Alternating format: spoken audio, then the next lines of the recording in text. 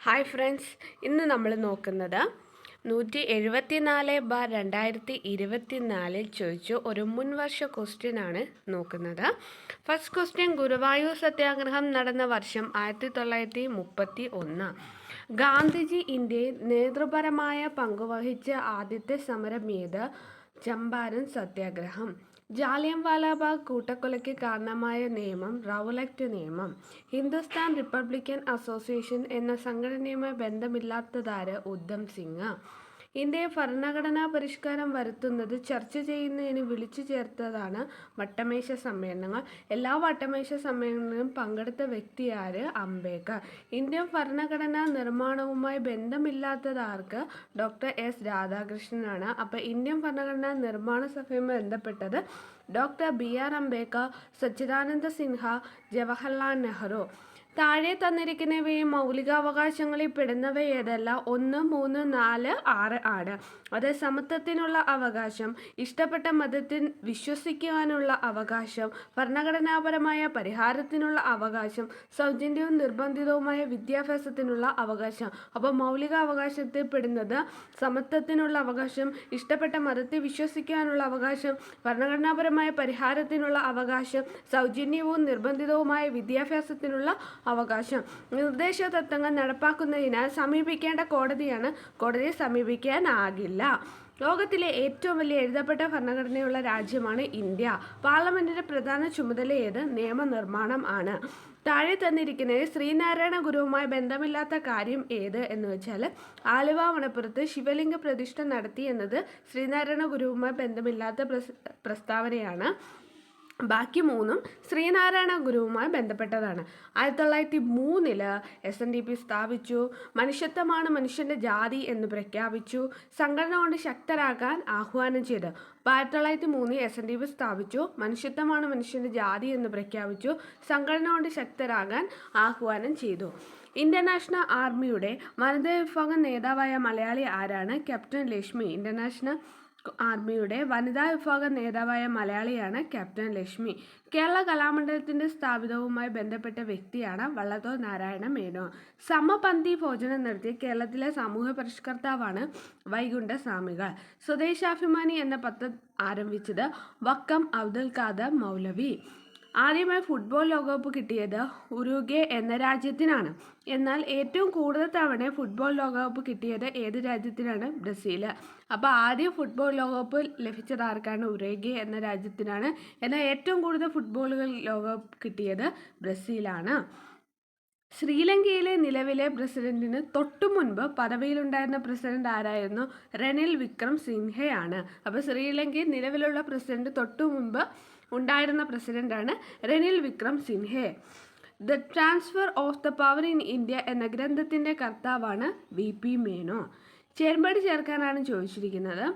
ഇവിടെ ആദ്യം ഇരുമ്പുരുക്ക് ശാലകളും സഹായം നൽകിയ രാഷ്ട്രങ്ങളുമാണ്. ഫിലായി സോവിയറ്റ് യൂണിയനാണ്. Bokaro Soviet Union. Rourkela Germany. Durgapur Britain. അപ്പോൾ Bhilai Soviet Union, Bokaro Soviet Union, Rourkela Germany, Durgapur Britain.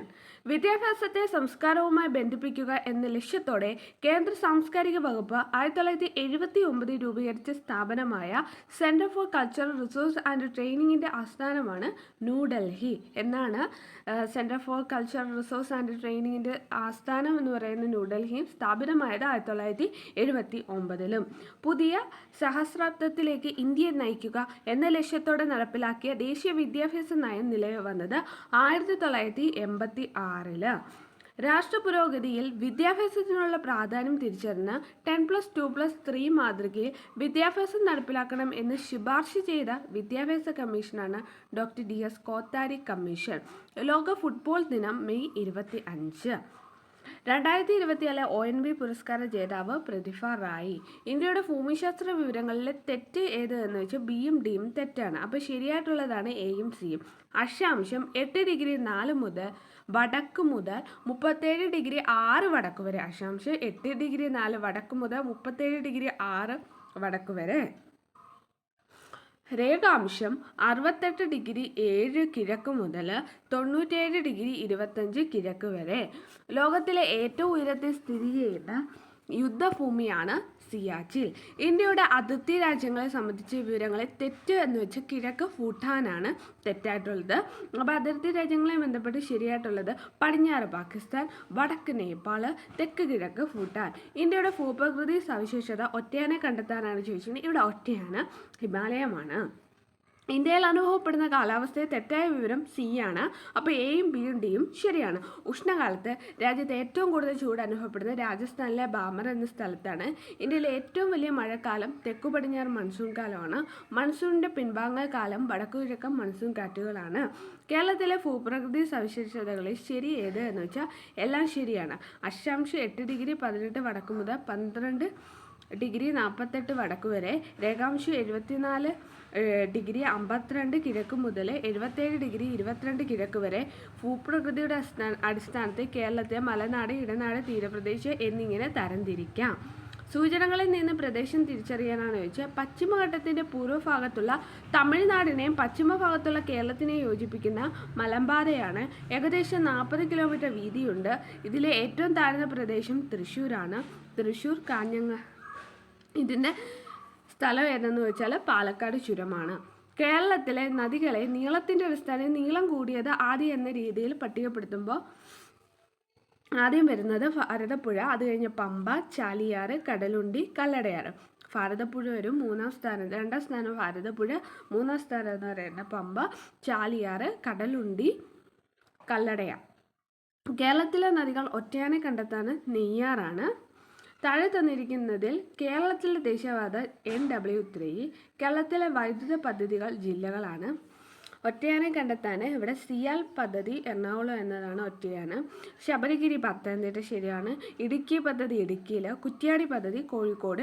കേരളത്തിലെ മത്സ്യബന്ധന വകുപ്പ് മന്ത്രി സജി ചെറിയാൻ.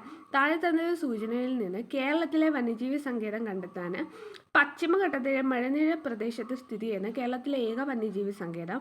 വംശനാശ ഭീഷണി നേരിടുന്ന ചാമ്പമലയാറിൻ്റെ നക്ഷത്ര ആമയുടെ വാസസ്ഥലമാണ് ചിന്ന വന്യജീവി സങ്കേതം. ഗ്രാമസഭയുടെ കൺവീനറാണ്, വാർഡ് മെമ്പറാണ്. പ്രഥമ കേരള സ്കൂൾ ഒളിമ്പിക്സ് ഏത് ജില്ലയിലാണ്? എറണാകുളം. കർഷകർക്കുള്ള എല്ലാ സേവനങ്ങളും ഒരു കുടക്കീഴിൽ ലഭ്യമാക്കുന്ന സംയോജിത പോർട്ടലാണ് കതിർ ആപ്പ്.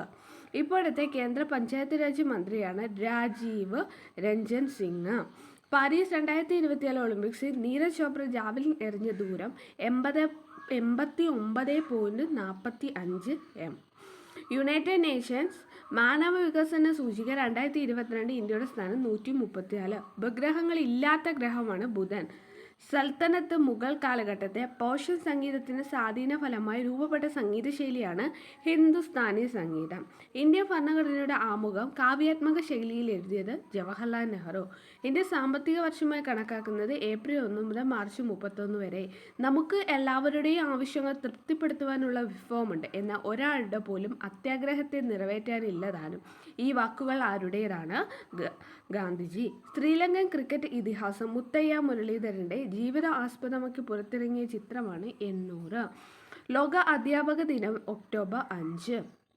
ഇന്ത്യയിലെ ആദ്യത്തെ സൗരോർജ്ജ വിനോദസഞ്ചാര ബോട്ട് ഇന്ദ്ര. 2024 G20 ഉച്ചകോടിക്ക് അധ്യക്ഷത വഹിച്ച രാജ്യം ബ്രസീൽ. പ്രസ്താവനകൾ വിലയിരുത്തി താഴെ പറയുന്നത് ശരിയായ കണ്ടെത്ത് ബിയും സിയുമാണ്. അതായത് ശുദ്ധരക്തം വഹിക്കുന്ന രക്തക്കുഴൽ ശ്വാസകോശ സ്ഥിര, അശുദ്ധ രക്തം വഹിക്കുന്ന രക്തക്കുഴൽ ശ്വാസകോശ ധമനി.